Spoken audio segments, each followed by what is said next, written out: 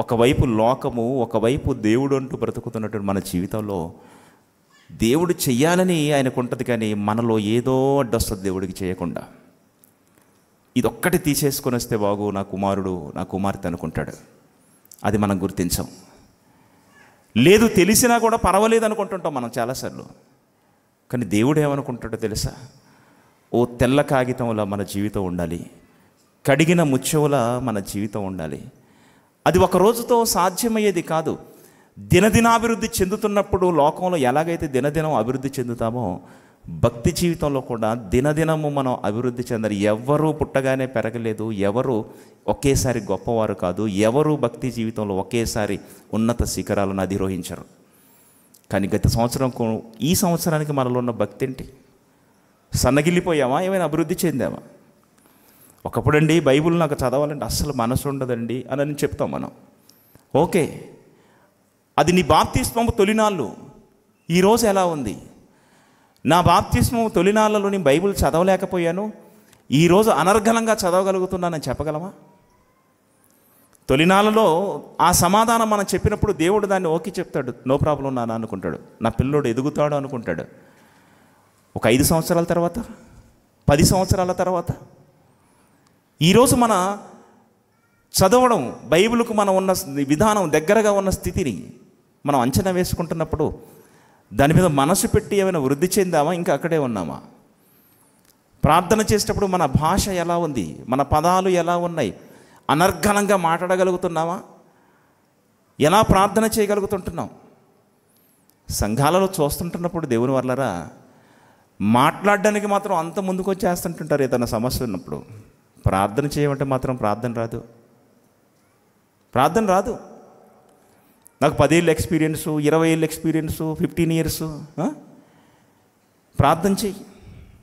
మైకి పట్టుకోగానే గడగడగడ కొనుకేస్తారు. ప్రసంగం చేసి మనం దగ్గర మాత్రం ఇవాళ గట్టిగా లేదన్న ప్రసంగం అంటాడు, ఇవాళ అంత పండలేదన్న ప్రసంగం. నువ్వు పండి మరి వచ్చి ప్రార్థనే రాదు.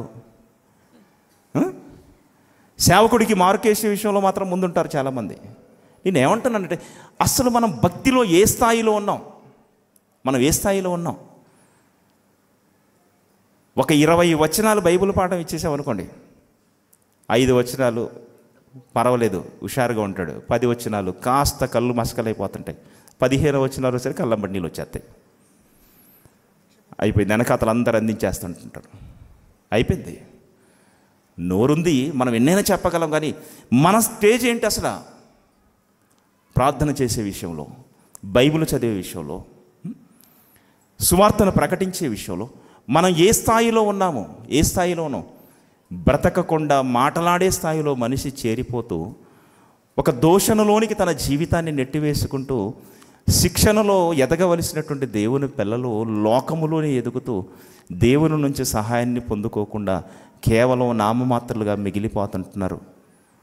దేవుడితో ఈరోజు మన సహవాసం ఎలా ఉంది చెప్పండి దేవుని వల్ల. భిక్షపతి గారు నిజంగా కంఠతో వాక్యం చదువుతుంటే మత్తిపోస్తుంది, మన బ్రతుకు ఎందుకు అనిపిస్తుంది. నిజంగా చెప్తున్నాను. ప్రసంగం చేయాలంటే నోట్స్ మీద రాసుకొని ప్రార్థన చేసుకొని మరలా టెన్షన్ పడుతూ, మధ్యాహ్నం క్లాస్ ఉందనగానే ఒక అంతర్గతంగా ఒక టెన్షన్, ఒక ఆందోళన. రేపు ప్రసంగం ఉందనగానే ఈ రోజు నుంచి ఆందోళన. ఓ 30 వచనాలు కంటత పట్టడం ఏంటండి అసలు?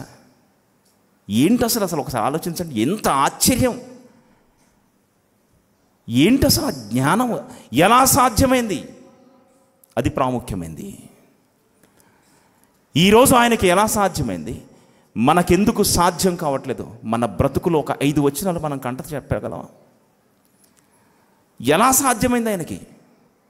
మందిరంలో చేరి బైబిల్ చదువుకొని కంటత పట్టి, మరలా చదువుకొని కంటత పట్టి, భోజనం టైంకి వెళ్ళి భోజనం చేసి మరలా వచ్చి బైబిల్ చదివి, ఇక ఆ పని తప్ప మరొక పని లేదు. ఆ మెదడులో ఏమైనా ఆలోచనలు ఉంటే ఏమీ లేదు, వాక్యం తప్ప. మనకి లోకం, మనకు సమాజం, లోకంతో బంధం, లోకపు స్థితిగతుల ఆలోచనలు, ఈ బుర్రంతా అవన్నీ నిండిపోయినప్పుడు ఇంకెక్కడుంటుంది చెప్పండి వాక్యం? సిగ్గుపడాలి దేవుని వాళ్ళరా. నేను సిగ్గుపడుతున్నాను, రాసుకొని ప్రసంగం చేయడానికి సిగ్గుపడుతున్నాను. నిజం చెప్తున్నాను.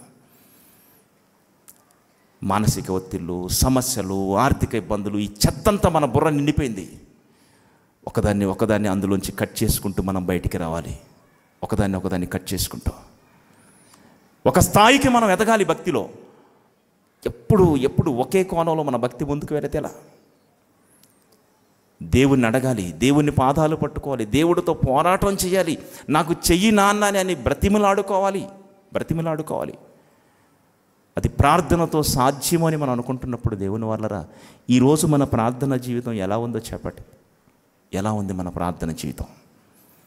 ప్రార్థనకు మనం మోకరించినప్పుడు ఒక సస్యశ్యామలమైనటువంటి ఒక చక్కటి స్థితి, అక్కడ వాతావరణం మనకు కనపడుతూ ఉంటుండాలి.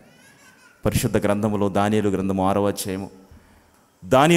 6వ అధ్యాయములో ప్రార్థిస్తున్న దానియేలు గారి జీవితం మనకు కనపడుతూ ఉంటుంది.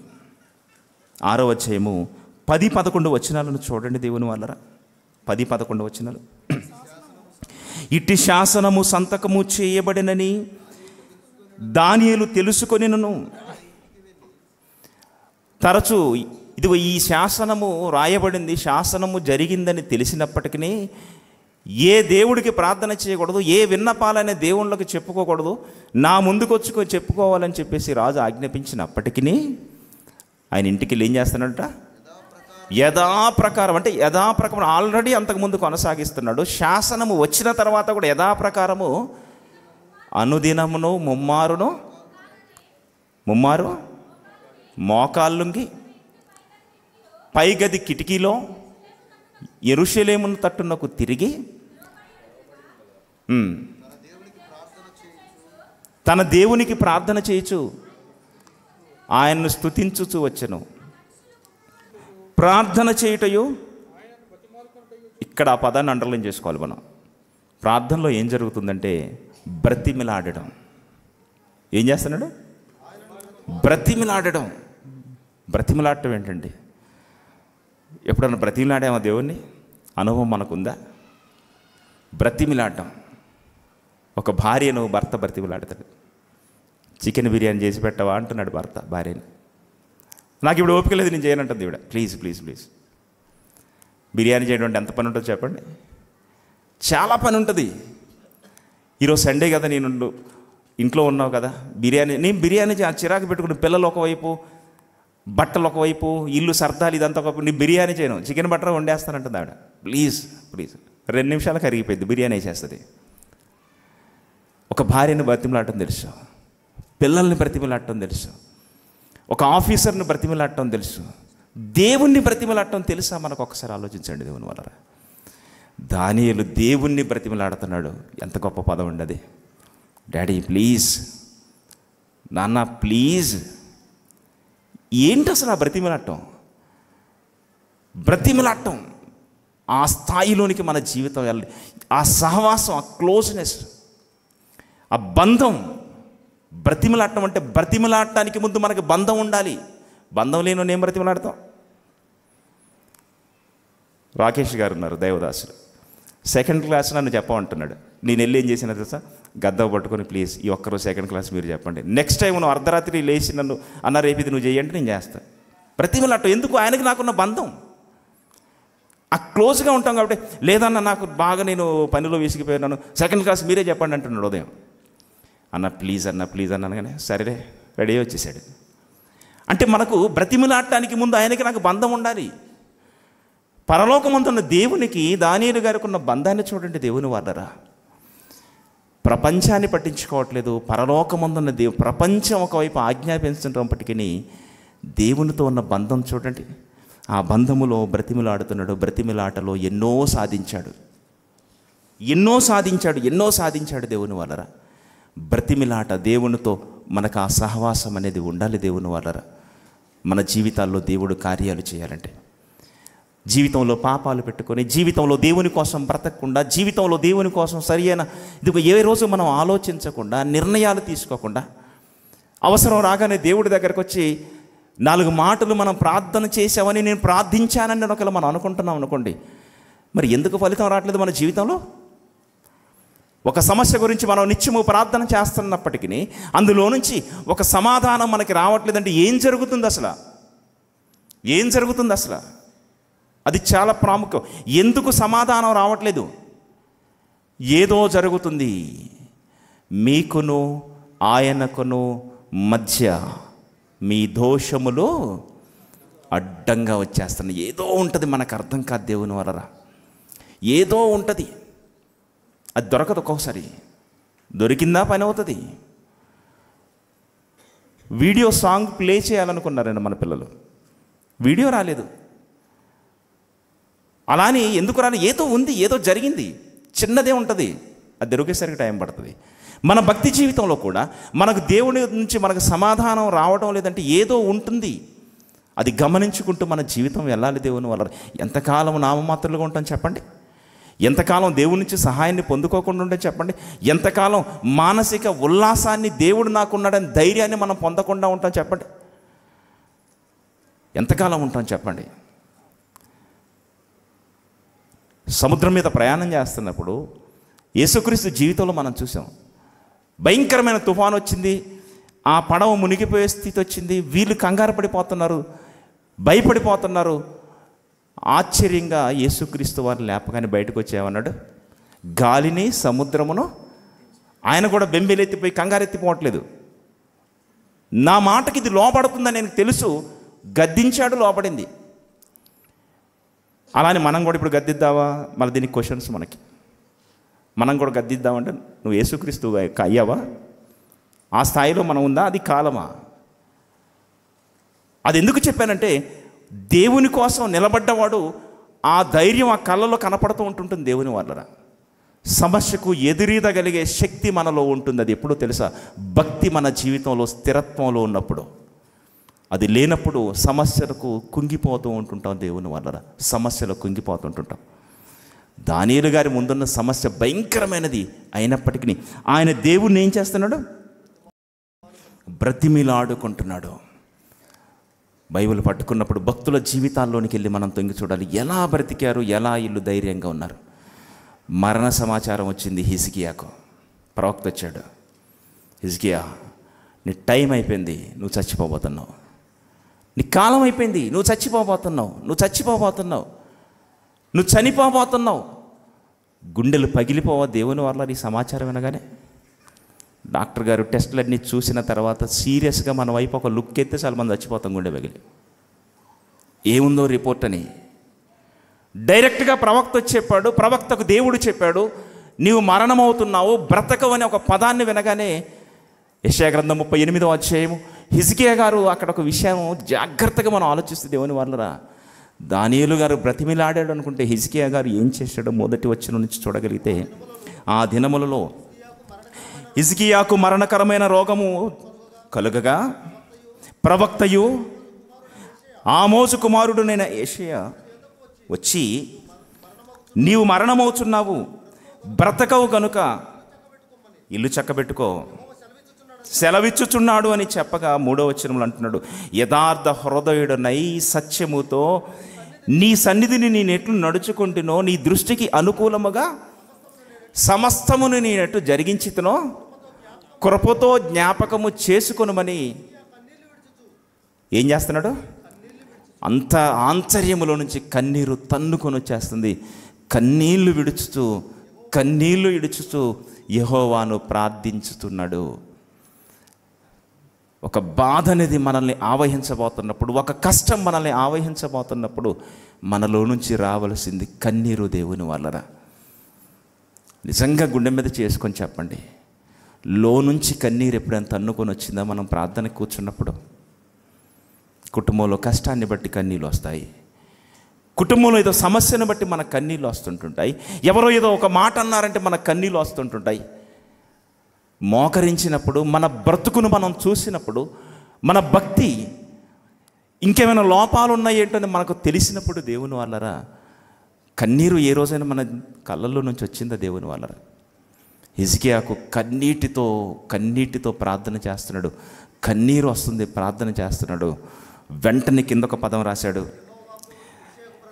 యెషయాకు యెహోవాకు ప్రత్యక్షమై ఈలాగు సెలవిచ్చెను, నీవు తిరిగి హిజ్కియా యొద్దకు పోయి అతనితో ఇలా చెప్పుము, నీ పితరుడైన దావీదునకును దేవుడైనటువంటి యెహోవా నీకు సెలవిచ్చినదేమనగా, ఏం చూశాడట తండ్రి? ప్రార్థన కంటే ముందు ఏం చూశాడు ఆయన? నోట నుంచి వచ్చిన మాట కంటే ముందొచ్చిన కన్నీరే పరలోకమందున్న తండ్రి చూస్తున్నాడు. దేవుని వల్ల నీవు కన్నీరు విడుచుని నేను చూచి తిని. నీవు కన్నీరు చూశాను ముందు. కన్నీరు అంతర్గతంలో ప్రారంభమైపోతుంది. ఒక దుఃఖము అనేది మాట కంటే ముందు దుఃఖం వస్తుంటుంది. కొన్నిసార్లు మన వారే పోయారని అనగానే సమాచారం విన్న తర్వాత మాట కాదు, ముందు కళ్ళల్లోంచి నీరు వచ్చేస్తాయి. దేవుని వల్ల కళ్ళలోంచి ఒలికిపోతూ ఉంటాయి నీళ్ళు కళ్ళల్లో నుంచి. అంటే ఒక బాధ అనేది మన హృదయాన్ని కదిలించినప్పుడు ముందు స్పందించేది ఇదిగో మన కళ్ళల్లో నుంచి మన హృదయము స్పందిస్తుంది. ఆ తర్వాత మన నోరు. హిజ్కియా హృదయం స్పందించింది, కన్నీళ్లు ప్రారంభమైన. దేవుడు కూడా ఏం చేశాడంటే, నీవు కన్నీళ్లు విడుచుట నేను చూచి తిని. నీ ప్రార్థన అంగీకరించాను హిజ్కియా. నీ టైం అయిపోయింది. తల్లి గర్భమున పడినది మొదలుకొని నీ బర్త్డే, నీ డెత్ డే, నియమించబడిన దినమాలు ఆ రోజు ఏదైతే రాశానో ఆ టైం నీకు అయిపోయింది. అయినప్పటికీ ఇంకా 15 సంవత్సరాల ఆయుష్ కాలాన్ని నేను పోనడంతే. దేవునికి అసాధ్యమైనది ఏంటి అసలు? చస్తామని మంచానికి ఎక్కిన వారిని కూడా దేవుడు బ్రతికించగల సమర్థుడు కాదని చెప్పగలవా? 4 రోజుల శవాన్ని లేపగలిగిన శక్తిమంతుడు మన తండ్రిని చెప్పలేకపోతున్నామా? 15 సంవత్సరాల ఆయుష్ కాలాన్ని ఇచ్చాడు. బ్రతికేసేయి. నీ ప్రార్థన విన్నాను, దాని మూలాన్ని విన్నాను. అయినా ఇంతకాలం నువ్వు నా కోసమే బ్రతుకుతున్నప్పుడు, ఇది నా కోసమే బ్రతికేవారు కరువైపోయినటువంటి ఈ కాలంలో బ్రతుకుతున్న నిన్నెందుకు చంపుకోవాలి నేను? అది అక్కడ దేవుడు మనలో చూసేది. మనం కూడా ప్రార్థిస్తే ఆయుష్ పెరుగుద్దని కాదు అక్కడ. అసలు ఎందుకు పెంచాలి నీకు ఆయుష్?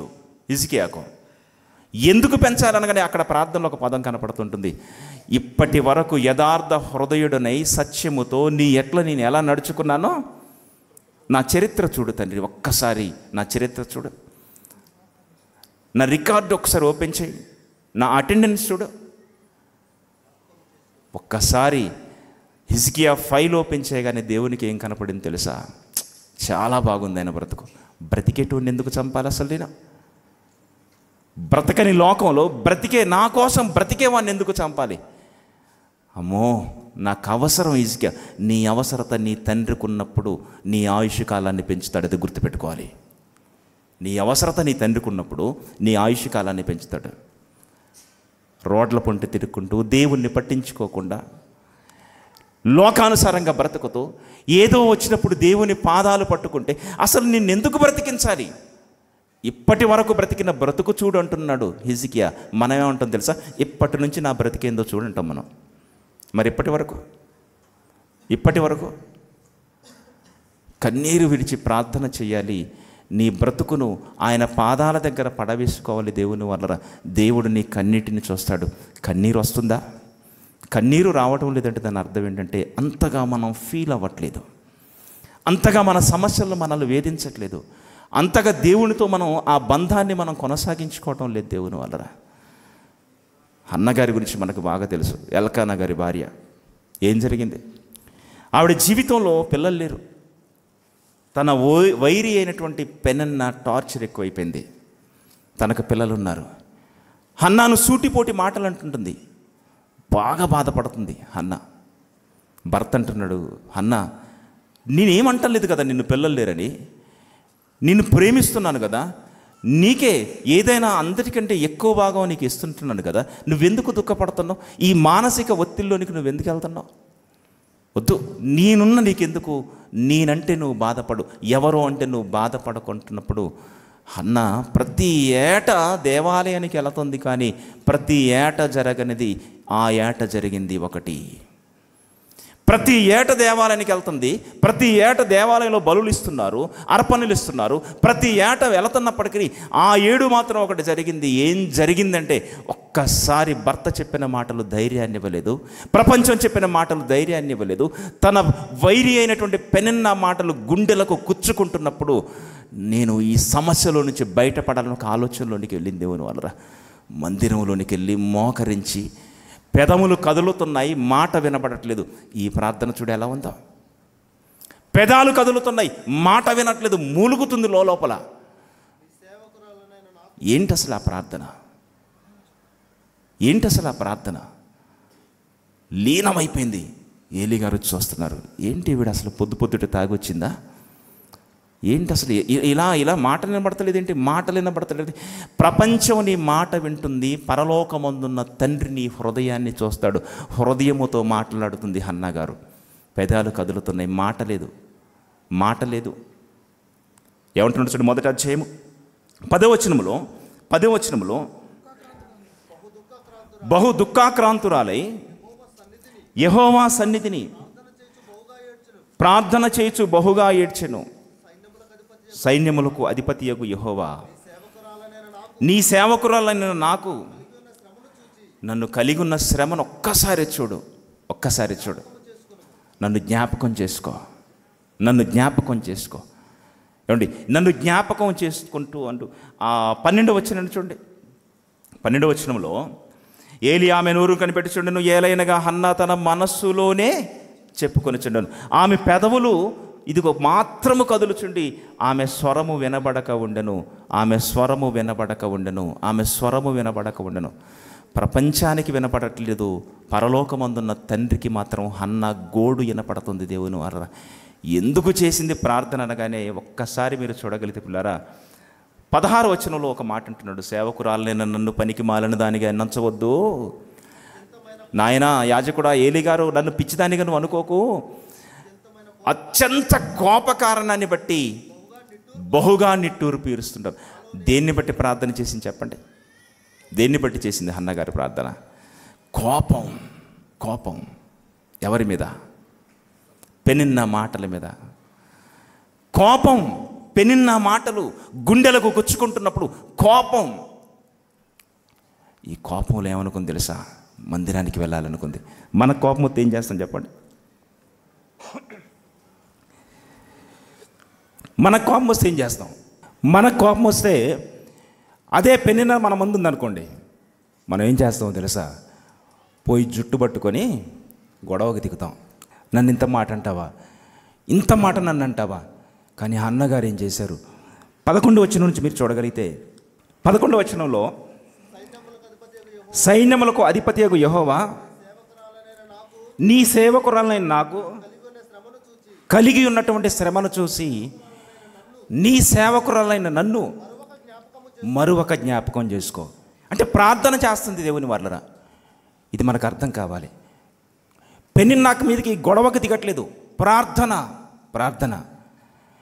స్వరము వినపడాలి. లోకానికి నీ స్వరం వినపడాలి. పరలోకమందున్న నీ తండ్రికి నీ హృదయము కావాలి.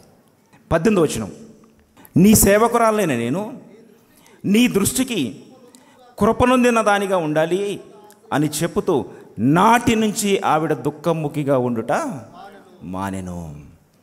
ఆ రోజు నుంచి ఇక దుఃఖం లేదు. సమస్యను దేవుడి పాదాల దగ్గర పెట్టి, సమస్యను దేవుని దగ్గర విడిచిపెట్టేసి అప్పటి నుంచి వచ్చేసింది. అంటే భర్త మాటలు అన్నగారికి నెమ్మదినివ్వలేదు. ప్రార్థన. ఆవిడ జీవితం ఏంటి దేవుని వాళ్ళరా? పొందుకుందా లేదా బహుమానాన్ని? కోపాన్ని బట్టి ప్రార్థన చేసింది, కోపాన్ని బట్టి పాపం చేసిందని దేవుడు కోరుకోలేదు. కోపం ఉంది కానీ కోపము పాపానికి దారి తీయలేదు అన్నగారిని. కోపం ఉంది కానీ కోపము పాపానికి దారి తీయలేదు, ప్రార్థనకు దారి తీసింది. మన కోపము ప్రార్థనకు మనల్ని తీసుకొని వెళ్ళాలి తప్ప పాపములోనికి తీసుకొని వెళ్ళకూడదు. దేవుడు ఆవిడ మొరడు విని ఆవిడకి సంతానాన్ని కలుగజేసినప్పుడు ఆవిడ ఏం చేసిందంటే, పాలు విడిచిన మరుక్షణమే తీసుకొని వచ్చి దేవుడి పాదాల దగ్గర పెట్టేసింది. దేవుని వాళ్ళరా, ఒక ఆయుష్ను పెంచుకున్న హిజ్కియా కనపడుతున్నాడు, కుమారుని పొందుకున్న ఒక హన్నా కనపడుతుంటుంది.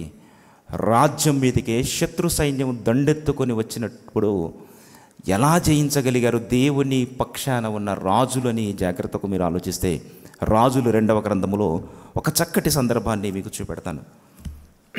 18వ అధ్యాయం, రాజులు 2వ గ్రంథం 18వ అధ్యాయంలో 13వ వచనం నుంచి చూడండి ప్రియులరా. రాజు అయినటువంటి హిజ్కియా ఏలుబడిలో 14వ సంవత్సరమున యూదారాజుగా ఉన్నటువంటి హిజ్కియా మన కళ్ళ ముందు కనపడుతుండు. అష్షూరు రాజు అయినటువంటి సన్హెరీబు యూదా దేశమందు ఉన్నటువంటి ప్రాకారము కలిగిన పట్టణములన్నిటికీ వచ్చి వాటిని పట్టుకొనగా, యూదారాజు అయినటువంటి హిజ్కియా నాకీసు పట్టణమందు ఉన్నటువంటి అష్షూరు రాజు వద్దకు దూతలను పంపి, నీకేం కావాలో చెప్పు, మా పట్టణాలను విడిచిపెట్టి వెళ్ళిపో. బంగారం కావాలా, ఎండి కావాలా, నీకు ఇచ్చేస్తాం అనగానే సరే అని ఒప్పుకున్నాడు. నగరంలో ఉన్న బంగారము, మందిరములో ఉన్న బంగారము, తన ఇంటిలో ఉన్న బంగారం అంతటిని పట్టుకెళ్ళి అష్షూరు రాజు అయినటువంటి సన్హెరీబుకు అప్పచెప్పేశాడు. అప్పచెప్పినప్పుడు వీడు వెళ్ళిపోవాలా? వెళ్ళిపోకుండా మరలా దండయాత్ర చేస్తున్నాడు. 18వ వచనం, హిల్కియా కుమారుడు గృహ నిర్వాహకుడైన ఎల్యాకీమును, శాస్త్రిను షబ్నాయును, రాజ్యపు దస్తావేజుల మీద ఉన్న ఆసాపు కుమారుడు యోవాహును వారి యొద్దకు పోయి, అప్పుడు రబ్షాకే వారితో ఇట్లనెను, ఈ మాట హిజ్కియాతో తెలియచెప్పండి. ఏం చెప్పాలి? కింది మాట చదవండి. మహారాజైన అష్షూరు రాజు సెలవిచ్చినది ఏమనగా, ఈలాగు చెప్పవలెను, సన్హెరీబు అనే అతను వచ్చి ముట్టడి వేసినప్పుడు ఆయన అడిగినటువంటి బహుమానాలు ఇచ్చినప్పటికీ తిరిగి మరలా రాజ్యం మీదకి ముట్టడించడానికి వచ్చాడు. ముట్టడించడానికి వచ్చినప్పుడు జరుగుతున్నటువంటి సందర్భంలో 9వ వచనాన్ని దయచేసి మీరు చూడగలిగితే పిల్లరా, 18వ అధ్యాయము ముందుగా 20వ వచనం, యుద్ధ విషయములో నీ బలమును వట్టి మాటలే, ఎవరిని నమ్ముకొని నా మీద తిరుగుబాటు చేయుచున్నావు? నలిగిన రెల్లు వంటి ఈ ఐగుప్తులను నీవు నమ్ముకొని నా మీదకి వస్తుంటున్నావు. ఎవరిని బట్టి నువ్వు ధైర్యపడుతున్నావు హిజ్కియా? చరిత్ర పుటల్లోనికి వెళ్ళి ఒక్కసారి నువ్వు చూడు. అష్షూరీయులతో పెట్టుకొని గెలిచిన వాడు ఎవడైనా ఉన్నాడేమో? ఒక్కసారి నువ్వు చదువుకో మా చరిత్ర.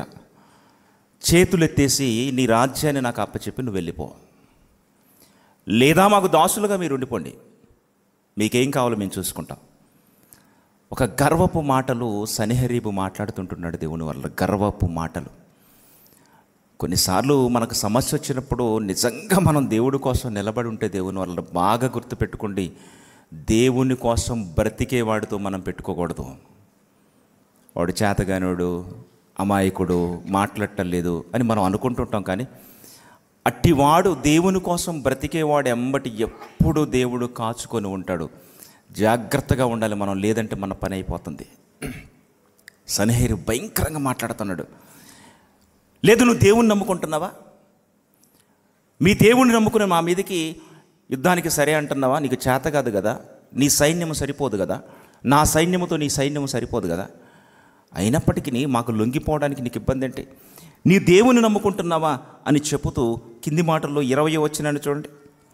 18వ అధ్యాయము 28వ వచనం, గొప్ప శబ్దముతో యూదా భాషతో ఇట్లనెను, మహారాజైన అష్షూరు రాజు సెలవిచ్చిన మాటలు వినండి. రాజు సెలవిచ్చినది ఏమనగా, ప్రజలతో చెబుతున్నాడు, హిజ్కియా చేత మీరు మోసపోకండి. ఇదిగో మా చేతులలో నుండి మిమ్మల్ని విడిపింపగలిగినటువంటి శక్తి అతనికి లేదు. రైట్. 32వ వచనం చివరి భాగంలో, లేదు, యెహోవా మమ్మల్ని విడిపించునని చెప్పి మీరు హిజ్కియా చెప్పిన మాటలు మీరెనొద్దు. మీకు హిజ్కియా ఏం చెప్తున్నాడంటే, ప్రజలారా, దేవుడున్నాళ్లే మన పక్షాన, ఇందులోంచి బయటపడతాంలే, దేవుడున్నాళ్లే మన పక్షాన, ఇందులోంచి బయటపడతాంలే మీకు చెబుతున్నాడు కదా. మీరు హిజ్కియా మాటలు మీరు నమ్మకండి, హిజ్కియా మాటలు నమ్మకండి. ఇదిగో ఆయన దేవతలలో ఏదైనాను, ఆయా జనములలో దేవతలలో ఏదైనాను తమ దేశమును అష్షూరు రాజు చేతిలో నుంచి విడిపించనా? ఒక్కసారి చరిత్రలోనికి వెళ్ళి చూడండి. హమాతు దేవతలు ఏమయ్యారు? అర్ఫాదు దేవతలు ఏమయ్యారు? సిఫర్యోయిము దేవతలు ఏమాయను? హేనా, ఇవ్వా అనువారి దేవతలు ఏమాయను? షోమ్రోను దేశములో దేవతలు మా చేతిలో నుండి వారి దేశములను, వారి ప్రజలను, షోమ్రోనును విడిపించనా?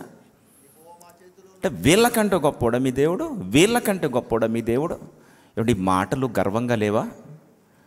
ఈ మాటలు ఎదుటివాడిని కూర్చుతున్నట్టుగా లేవా దేవుని వాళ్ళరా? ఒకవైపు ప్రజలను నిందిస్తూ, ఒకవైపు వారు నమ్ముకున్న విశ్వాసాన్ని నిందిస్తున్నప్పుడు 36వ వచనం, అయితే అతనికి ప్రత్యుత్తరము ఏమీ ఇవ్వవద్దని హిజ్కియా ముందే ఆజ్ఞాపించాడు. ఎన్ని మాటలన్నా మీరు సైలెంట్గా ఉండండి. మన ఉద్దేశము శాంతి, మన ఉద్దేశము శాంతి. ఈరోజు ప్రపంచ క్రైస్తవుడి ఉద్దేశము శాంతి. తిరుగుబాటు చేయాలని ఒకవేళ అనుకుంటే క్రైస్తవ్యం మీద సన్హెరీబుకు పట్టిన గతి ప్రపంచంలో ఎవరికైనా పడుతుంది. గుర్తుపెట్టుకోవాలి. సన్హెరీబు ప్రగల్భాలు పలుకుతున్నాడు. సన్హెరీబు కంటే గొప్పోడు లేడు ఈరోజు ప్రపంచంలో. అష్షూరు రాజు తిరుగుబాటు చేసిన ప్రతి పట్టణాన్ని ముట్టడించి సర్వనాశనము చేసిన వాడు ఒకరోజు దేవుని పిల్లలతో పెట్టుకుంటున్నాడు, దేవుడి పిల్లలతో పెట్టుకుంటున్నాడు. హిజ్కియా సైలెంట్గా ఉన్నాడు.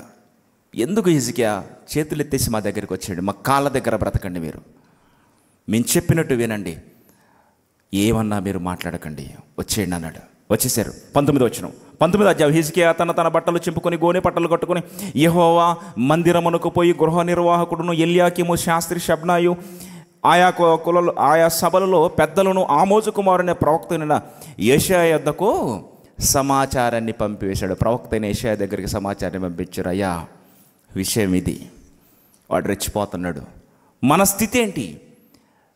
గొడవకు దిగామా? మన సైన్యం సరిపోదు. ఆల్రెడీ చరిత్రలో ఎన్నో విజయాలు వాడు సొంతం చేసుకున్న చరిత్ర వాడుకుంది సన్హెరీబుకి, అష్షూరు రాజులకి. మన స్థితి ఏంటి? యెషయా గారి దగ్గరికి సమాచారం పంపగానే ఆయన ఏమంటున్నాడు కింది మాటల్లో చూడండి. మీరు గోనె పట్ట కట్టుకొని అతని యొద్దకు వచ్చి అతనితో ఇట్లా, హిజ్కియా సెలవిచ్చున్నది ఏమనగా, ఈ దినమున శ్రమయు శిక్షయు దూషణయు గల దినము, పిల్లలు పుట్టవచ్చిరి కానీ కనుటకు శక్తి చాలదు. ఎంత కష్టం వచ్చి పడింది దేవుని వాళ్ళరా, ఎంత కష్టం వచ్చింది. ఆ పదమేంటి? ఆ పదమేంటి? ఓ భయంకరమైనటువంటి ఆ వాతావరణం, దేశ ప్రజలందరూ ఉక్కిరి బిక్కిరి అయిపోతున్నారు. భయంకరమైనటువంటి మనోవేదనలోనికి వెళ్ళిపోతున్నారు. ఏం చేద్దాం అనగానే కింది మాటలు చెప్తున్నాడు. ఇదిగో, మీ దేవుడనే ఒకవేళ ఆలకించి మీ దేవుడైన యెహోవాకు వినబడి ఉన్న ఆ మాటలను బట్టి ఆయన అష్షూరు రాజును గద్దించునేమో. కాబట్టి నిలిచి శేషము కొరకు నీవు హెచ్చుగా ప్రార్థన చెయ్యి. శేషము కొరకు నీవు హెచ్చుగా ప్రార్థన చెయ్యి. నువ్వు ప్రార్థన చెయ్యి, మా కోసం ప్రార్థన చెయ్యని ప్రవక్త దగ్గరికి సమాచారం పంపించాడు దేవుని వల్ల.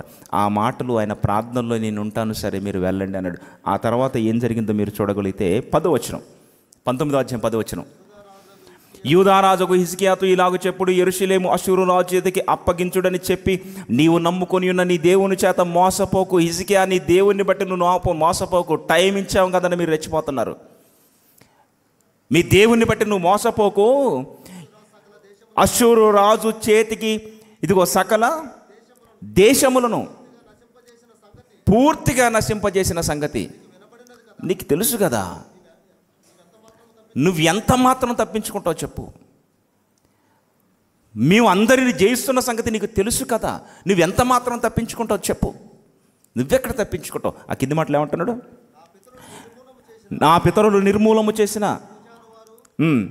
ఎంతోమందిని నిర్మూలం చేసావు, అది మీకు తెలుసు కదా అంటాడు. 14వ వచనము, ఆ ఉత్తరాన్ని పట్టుకొని వచ్చారు. ఇదిగో ఆ ఉత్తరాన్ని తీసుకొని చదివి యెహోవా మందిరమునకు పోయి ఉత్తరాన్ని తీసి యెహోవా సన్నిధిలో దాన్ని విప్పి పరిచి, సన్హెరీబు పంపించినటువంటి ఆ ప్రగల్భాలు పలికే ఉత్తరాన్ని తీసి మందిరములో పరిచి ప్రార్థనకు దిగాడు హిజ్కియా. ఏంటి తండ్రి, వాడి మాటలు అలా వినపడుతున్నాయి. నీవు జీవము గల దేవుడివని మాకు తెలుసు, మా పక్షాన్ని ఉన్నావని మాకు తెలుసు. నువ్వేంటో వాడికి తెలియాలి తండ్రి. మేము ఇదిగో బలహీనులము తండ్రి. ప్రార్థన చేస్తున్నాడు. సమస్య మన కళ్ళ ముందుకు వచ్చినప్పుడు మనకు తెలియవలసిందేంటో తెలుసా దేవుని వాళ్ళ ప్రార్థన. మన కోపాన్ని పుట్టించే సందర్భం మన కళ్ళ ముందు కనపడుతున్నప్పుడు హన్నా ఏం చేస్తుందంటే ప్రార్థన. మన స్థితిని మనం జ్ఞాపకం చేసుకుంటున్నప్పుడు ప్రార్థన, కన్నీటి ప్రార్థన. యుద్ధ వాతావరణం ఒక పక్క కనపడుతున్నప్పుడు మందిరములోనికి వెళ్ళి ప్రార్థన. ఉత్తరాన్నిచ్చి ప్రార్థన చేస్తున్నాడు. దేవుడు మాట్లాడుతున్నాడు, హిజ్కియా ధైర్యంగా ఉండు, నిన్ను ముట్టేవాడు ఎవడో ఉండడు, హ్యాపీగా మీరు వెళ్ళిపోండి, సన్హెరీబు సంగతి ఏదో చూసుకుంటాను అన్నాడు. ఎందుకు? సన్హెరీబు నిన్ను కాదు టచ్ చేసింది, వాడు నన్ను టచ్ చేశాడు. దేవుని టచ్ చేసి బతకగలడా? ఆ దేవత ఏమైంది, ఈ దేవత ఏమైంది, ఏమేమండు మీ దేవుడు గొప్పోడా? ఏంటండి ఆ మాటలు? ఈరోజు కూడా ప్రపంచంలో చాలామంది ప్రగల్భాలు పలుకుతున్నారు దేవుని వాళ్ళరా. ఒక హిజ్కియా మౌనంగా ఉండి ప్రార్థన చేశాడు. ఈరోజు ప్రతి క్రైస్తవుడు అదే చేయాలి, మౌనంగా ఉండి ప్రార్థన చేయాలి. దాడికి తిరగొద్దు, దాడికి దిగొద్దు. క్రైస్తవుడు ప్రార్థన చెయ్యి, దేవుడు రంగప్రవేశం చేస్తాడు. ఎందుకో తెలుసా? దేవుని కుమారుడుగా నువ్వు ఉన్నప్పుడు నీ మీదకి ఒక అవమానం వస్తుంది, నీకు కాదయ్యా, ఆయనకి. ఆయన ఎందుకు ఊరుకుంటాడు? సన్హెరీబుని లేపేస్తాను చూడన్నాడు. ఏం జరిగిందో మీరు చూడండి. ఏం జరిగింది మీరు చూడగలిగితే పిల్లరా, 19వ అధ్యాయము 34వ వచనము 35వ వచనం మీరు చూడగలిగితే, నా నిమిత్తమును నా సేవకుడైన దావీదు నిమిత్తమును నేను ఈ పట్టణమును కాపాడి రక్షించుదును. ఆ రాత్రియే యెహోవా దూత బయలుదేరి అష్షూరు వారి దండుపేటలో చొచ్చి 180,000 మందిని హతము చేసెను. 180,000 మంది హతము చేసెను. ఉదయమున జనులు తేరి చూడగా వారందరూ మృత కళేబరములో ఉండిరి. ఒక్కసారి లెగిసేసరికి అష్షూరు సైన్యము కళేబరాలు కనపడుతున్నాయి. ఎంతమంది అట? 185,000 మంది. చచ్చిన శవాలను చూసి హిజ్కియా వీడు ఏం చేశాడు, అమాయకుడుగా ఉన్నాడు, నేను ఉత్తరాన్ని పంపించి పగలపాలు పలికి నేనేంటో వాడికి చూపెట్టిన సైలెంట్గా ఉన్నాడు, నా సైన్యం ఎలా చచ్చారో వీడికి అర్థం కావట్లేదు. సన్హెరీబుకి మానసిక ఒత్తిడి వచ్చేసింది. ఇంటికి వెళ్ళిపోయాడు. ఇంటికి వెళ్ళిపోగానే ఏం జరిగిందో చూడండి. ఇంటికి వెళ్ళిపోయాడు. ఇదిగో పట్టణానికి వచ్చి ఇదిగో కొద్ది కాలం నివసించిన తర్వాత అతడు నిస్రోకును అను తన దేవతా మందిరమందు మ్రొక్కుచుండగా అతని కుమారులు అద్మెల్లేకును షదేరేకు జేరేకును ఖడ్గముతో అతన్ని చంపిరి. కన్న తండ్రిని కన్న కొడుకులే చంపేశారు. గర్భాన పుట్టిన వాళ్ళతో చంపించేశాడు. దేవుని వాళ్ళు. ఇప్పుడు బాగా మీరు ఆలోచించండి. ఇక్కడ సన్హెరీబు మీదకి యూదా వారిని తీసుకొని హిజ్కియా యుద్ధానికి పోతే గెలిచిటోడా? లేదు దేవుని వాళ్ళరా. ఇక్కడ ప్రాముఖ్యమైన విషయం ఏంటో తెలుసా? ఒక ప్రార్థన యుద్ధాన్ని చరిత్ర పుటల్లో గొప్పవారు అని చెప్పుకుంటున్న అష్షూరు రాజు చేతులలో నుంచి తన పిల్లల్ని కాపాడింది ఒక ప్రార్థన. అంటే మనకెంత ధైర్యాన్ని ఇవ్వాలి చెప్పండి దేవుని వాళ్ళరా. అంటే కష్టములో ఈ ప్రార్థన, కష్టములో ఇలా ప్రార్థన చేయాలన్నమాట, కష్టములో ఇలా ప్రార్థనలో ఉండాలన్నమాట. భర్త ప్రేమను ఆసరాగా తీసుకుని పెనిన్నాని జుట్టందుకుంటే ఉంటుందా పెనిన్నా?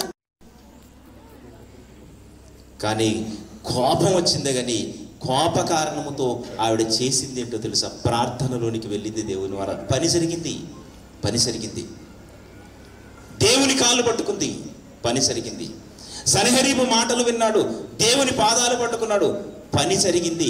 చస్తాననే మాట వినబడింది, దేవుని పాదాలు పట్టుకున్నాడు.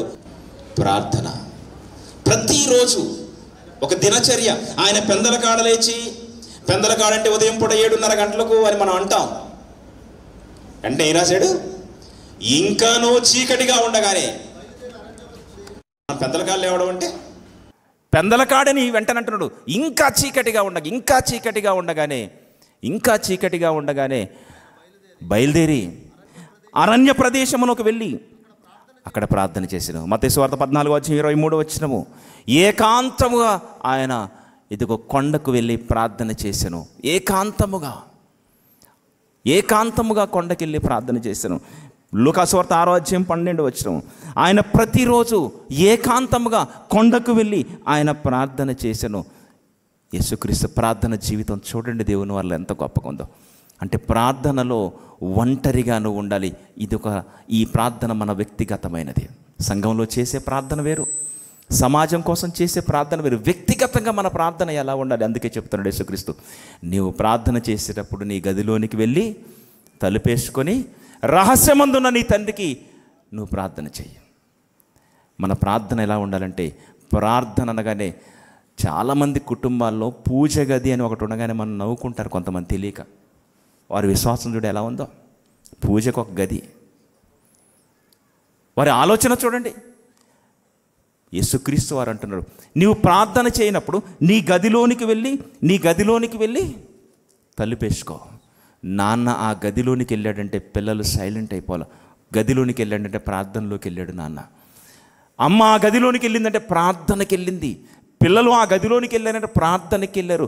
ఏమంటే మనం అలా ఒక రహస్యంగా డిస్టర్బెన్స్ లేకుండా మనం ప్రార్థన చేసిన అనుభవం మనకు ఉందా దేవుని వల్ల?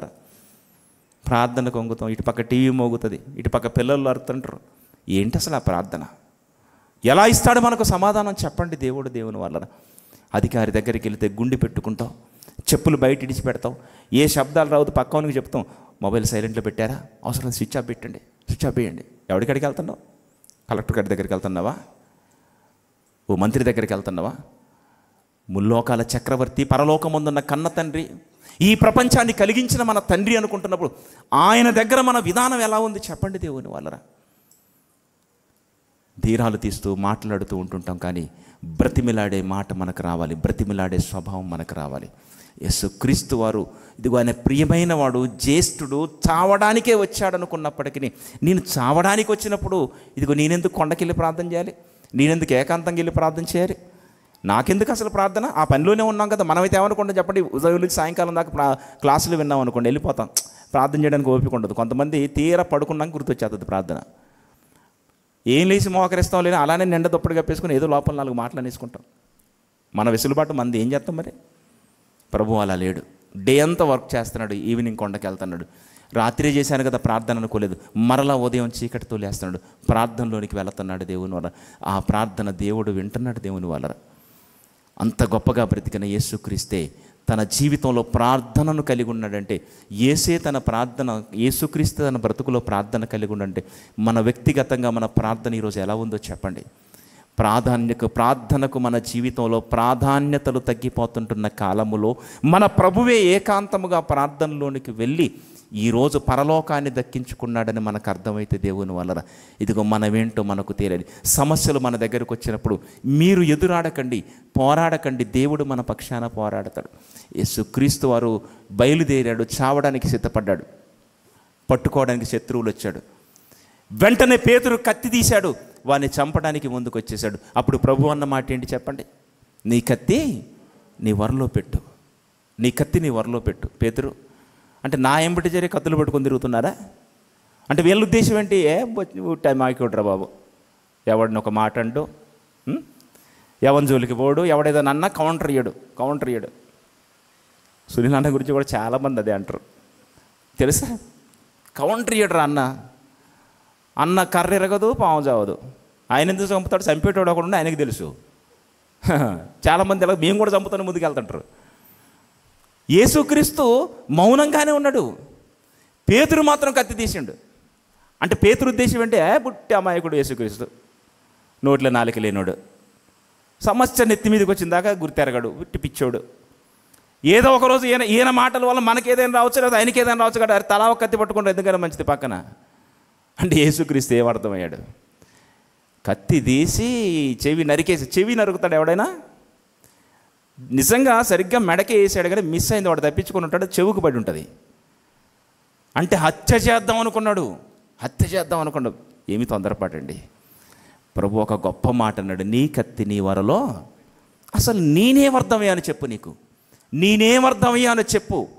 అంటే నేను అంత పిచ్చోన్నా, అంత దిక్కుదేశలేనున్నా, ఈ సమయంలో నేను నా తండ్రిని వేడుకుంటే 12 సేనా వ్యూహముల కంటే ఎక్కువ మంది దూతలను నా కొరకు పంపడని నువ్వు అనుకొని కత్తి తీసావా? ఏమనుకున్నావు చెప్పు, నేనేమర్థమని చెప్పు.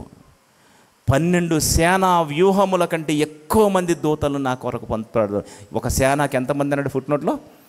6,000 మంది. 12 × 6,000 72,000 మందిని పంపుతాడు మా డాడీ. ఇప్పుడు నేను అడిగితే నువ్వు కత్తి తీసినావు, నేనేమర్థమని చెప్పు నీకు.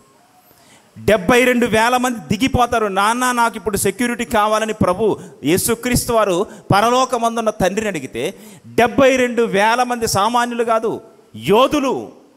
72,000 మంది సెక్యూరిటీ ఉన్నవాడు ఉన్నాడా ప్రపంచ దేశాల్లో ఎక్కడైనా? 72,000 మంది. ఇప్పుడు బాగా మీరు ఆలోచించండి దేవుని వల్ల. సన్హెరీబు సైన్యాన్ని చంపింది ఎంతమంది దూతలు? ఒకే దూత. ఎంతమందిని వేసేసింది ఒక దూత వచ్చి?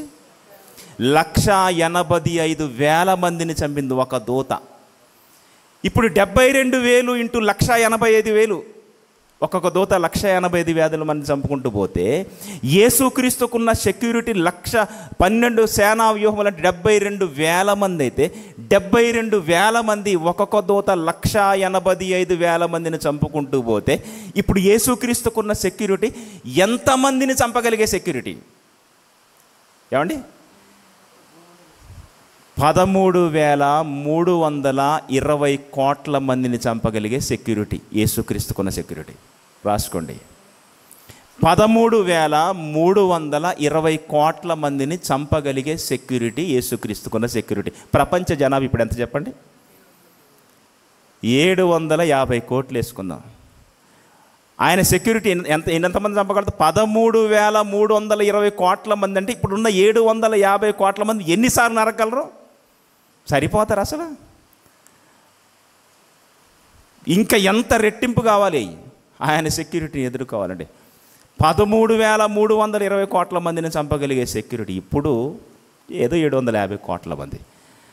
అంత గొప్పవాడు ప్రార్థన చేశాడు కానీ చెయ్యెత్తలేదు. ఇది మనకు అర్థం కావాలి. అంత గొప్పవాడు మన ప్రభువు ప్రార్థన చేశాడు. కాబట్టి మధ్యాహ్నపు వేళ మీ అందరికీ సూటిగా చెబుతున్నది, దయచేసి మన ప్రార్థనే మన తండ్రికి చేరాలి తప్ప మన ఆవేశము, మన ఆందోళన, మన ఆతృత తండ్రికి చేరకూడదు. ప్రార్థన చేయండి. ఏదైనా సమస్య వచ్చింది ప్రార్థన చేయండి. దేవుడు చూస్తుంటున్నాడు. దేవుడు రంగప్రవేశం చేస్తాడు. కాబట్టి మీరు ప్రార్థన చేయండి. ప్రార్థనకు ప్రాధాన్యత ఇవ్వండి. వ్యక్తిగత ప్రార్థనలో ఉండండి. కుటుంబంతో ప్రార్థనలో ఉండండి. దేవుని కోసం బ్రతుకుతూ ఇవన్నీ మనం చేస్తున్నప్పుడు విజయాలు మనకిస్తాడు. అదే కాదు, చివరికి నిత్య జీవాన్ని కూడా మన తండ్రి మనకిస్తాడు. దేవుడు ఉన్నతమైన మాటలు మన జీవితాల్లో ఫలించునుగాక. తల్ల ఉంచి ప్రార్థన చేసుకుందాం. సమయం ఎక్కువైంది, అయితే మన్నించండి. జరిగిన అంతరాయానికి మీ అందరినీ క్షమించమని కోరుతూ తల్ల ఉంచి ప్రార్థన చేసుకుందాం. దయగల తండ్రి, కృపగల ఆయన, మీ పరిశుద్ధ లేఖనాల్లో ఉన్న ప్రతి మాట తండ్రి మా హృదయాన్ని కదిలిస్తూ ఉంటుంది. మీకోసం ఉన్నతంగా బ్రతకాలని మేము అనుకుంటున్నాం. ఎన్నో నాయన దుష్టుడు మమ్మల్ని శోధిస్తుంటున్నాడు. ప్రార్థనకున్న ప్రాధాన్యతను తగ్గించుకొని క్రైస్తవ సమాజం బ్రతుకుతుంది నాయన. తండ్రి, మీ కుమారుడైన క్రీస్తు యేసునకు కలిగిన ఈ మనస్సు మీరు కలిగి ఉండండి అని చెబుతున్నారు మీ వాక్యము చేత. మీ కుమారుడే ప్రార్థనలో ఉన్నాడు, మీతో సహవాసాన్ని కలిగి ఉన్నాడు. ఆ స్థితిని మాకును మీరు అనుగ్రహించండి. ఇదిగోనైనా మీ మాటల చేత మమ్మల్ని అందరినీ మీరు స్థిరపరుస్తున్నందుకు స్తుతులు చెల్లిస్తూ, ఇప్పటి వరకు నాయన మీరు చూపిన సహాయానికి స్తుతులు చెల్లిస్తూ, ముందున్న కార్యమంతటిలో కూడా మీరు కృప చేసి బలపరిచి నడిపించమని మహిమ, ఘనత, ప్రభావాలు మీకే చెల్లించుకుంటూ క్రీస్తు వారి పరిశుద్ధమైన నామములో ప్రార్థన సమర్పిస్తుంటున్నాను తండ్రి. ఆమేన్.